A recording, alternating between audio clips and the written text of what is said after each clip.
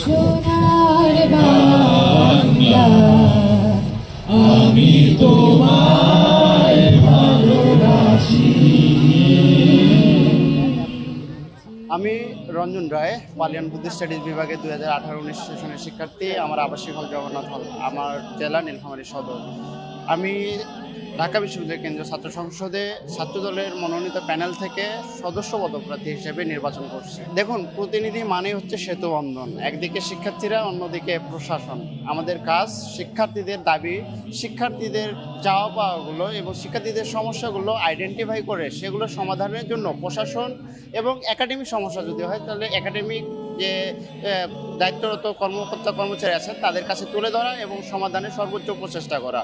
এবং আমরা যদি নির্বাচিত হই, ঢাকা বিশ্ববিদ্যালয়ের সাধারণ শিক্ষার্থীরা যদি আমাদেরকে নির্বাচিত করে, তাহলে আমরা অবশ্যই সাধারণ শিক্ষার্থীদের সমস্যাগুলো তাদের দ্বারে দ্বারে গিয়ে এবং বৈঠকের পাক্ষিক বা মাসিক ভিত্তিতে তাদের বৈঠকের মাধ্যমে বৈঠক আয়োজন করে তাদের কাছে সমস্যাগুলো শুনে এবং লিখিত আকারে গ্রহণ করে সেগুলো আইডেন্টিফাই করে সেগুলোর প্রকৃতি নির্ধারণ করে সেটা একাডেমিক সমস্যা নাকি সেটা প্রশাসনিক সমস্যা নাকি হল কেন্দ্রিক যে সমস্যা হোক সেই প্রশাসনের কাছে গিয়ে আমরা দেখেছি ফার্মেসির সমস্যা আছে এবং আমরা দেখছি কয়েকদিন আগে এক বোন অসুস্থ হয়ে মৃত্যুবরণ করে। তো সেই জায়গাটা থেকে আমরা চেষ্টা করছি প্রত্যেকটা হলে হলে একটি ফার্মেসি সহ একজন প্যারামেডিক্যাল সার্টিফাইড ডক্টর এবং নারীদের হলে নারী ডক্টর নিয়োগ করা হবে এবং 24 ঘন্টা সপ্তাহে 7 দিন এই সেবাটা চলমান থাকবে।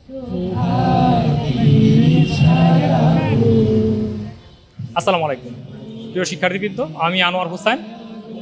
ব্যালট 1 নিয়ে আবিদ হামিম মায়ের পরিষদে লড়ছে স্বাস্থ্য ও পরিবেশ বিষয়ক সম্পাদক পদে। দেখেন, দীর্ঘ 15 বছর ফেসিবাদের সাথে লড়াই করে ঢাকা বিশ্ববিদ্যালয় এবং সারা বাংলাদেশের বৃহৎ ছাত্রদলের অংশ বিভিন্নভাবে নির্যাতনের শিকার হয়েছে। তারপরেও কিন্তু দেশ এবং মানুষের কথা কিন্তু ছাত্রদল বলে গিয়েছে।